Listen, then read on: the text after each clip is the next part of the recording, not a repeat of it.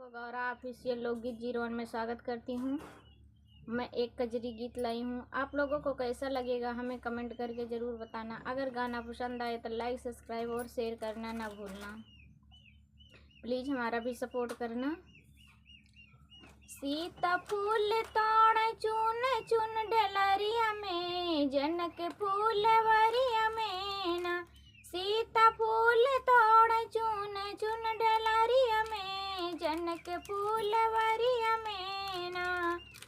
जनक फूल वरिया में ना। सीता फूल तोड़ चुन चुन डलरिया में, जनक फूल वरिया में ना। तोड़े गुलाब जूही चंपा का चनार, तोड़े गुलाब जूही चंपा का चनार। सीता झूमे नाच गाँव सहेलिया में, जनक फूल वरिया में ना। सीता झूमे नाच गाँव सहेलिया में, जनक फूल वरिया में ना। सीता फूल तोड़ चुन चुन डलरिया में, जनक फूल वरिया में ना। फूल तोड़े सब सहेली कार, सीता से ठिठोली। फूल तोड़े सब सहेली कार, सीता से ठिठोली। कौन बासल बाटे तोहरे नजरिया में, जनक फूल वरिया में ना। कौन बासल बाटे तोहरी नजरिया में, जनक फूल वरिया में ना।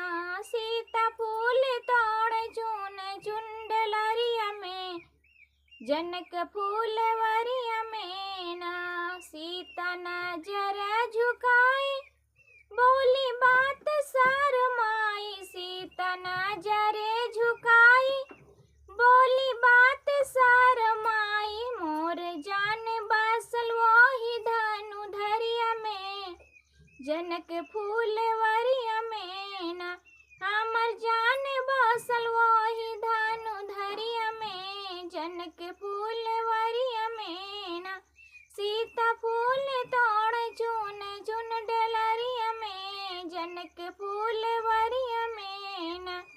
कौन ऐसन गुण पायो तू है राम जी है भाई, कौन ऐसा गुण पायो तू है राम जी है भाई। क्या बात है उनकी नजरिया में, जनक फूल वरिया में ना। क्या खास बात उनकी नजरिया में, जनक फूल वरिया में ना। सीता फूल तोड़ चुन चुन डलरिया में, जनक फूल